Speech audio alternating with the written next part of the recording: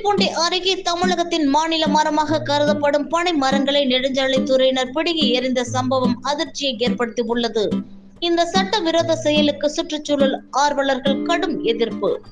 திருவள்ளூர் மாவட்டம் கும்மிடிப்பூண்டியையும் ஆந்திர மாநிலத்தையும் எல்லை பகுதியான சத்தியவேடு பகுதிகளை இணைக்கும் முக்கிய சாலையாக திகழக்கூடிய மாதர்பாக்கம் கவராப்பேட்டை நெடுஞ்சாலை சுமார் 15 கிலோமீட்டர் பசுமை நிறைந்த சாலையாக உள்ளது. இந்த சாலையின் இருபுறமும் ஆக்கிரமிப்பின் உச்சத்தில் உள்ளதால் வாகன ஓட்டிகள் கடும் இன்னலுக்கு ஆளாகி வருகின்றனர். மேலும் மாநெல்லூர் சிப்காட் அதீத வளர்ச்சி அடைந்து வருவதால் கூடுதலாக போக்குவரத்து நெரிசல் ஏற்படுகின்றது.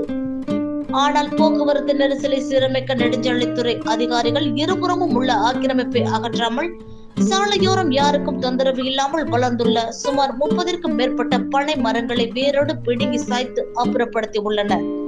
குறிப்பாக தமிழகத்தில் பனை மரங்களை வெட்டக்கூடாது என்று தமிழக அரசு அறிவித்த நிலையில் தமிழக அரசின் கும்மிடிப்பூண்டி நெடுஞ்சாலைத்துறை சுமார் 30க்கும் மேற்பட்ட பனை மரங்களை வேரோடு அப்புறப்படுத்தி உள்ளது. சாலை பராமரிப்பு என்ற பெயரில் மனிதர்கள் ஆக்கிரமித்த ஆக்கிரமிப்புகளை அகற்றாமல் ஆக்கிரமிப்பாளர்களுக்கு ஆதரவாக செயல்படும் கும்மிடிப்பூண்டி நெடுஞ்சாலைத்துறை அதிகாரிகள் விரைவாக அழிந்து வரக்கூடிய பனை மரங்களை வேருடன் பிடுங்கி எறிந்த சம்பவம் சுற்றுச்சூழல் ஆர்வலர்கள் மத்தியில் பேரதிர்ச்சியை ஏற்படுத்தி உள்ளது.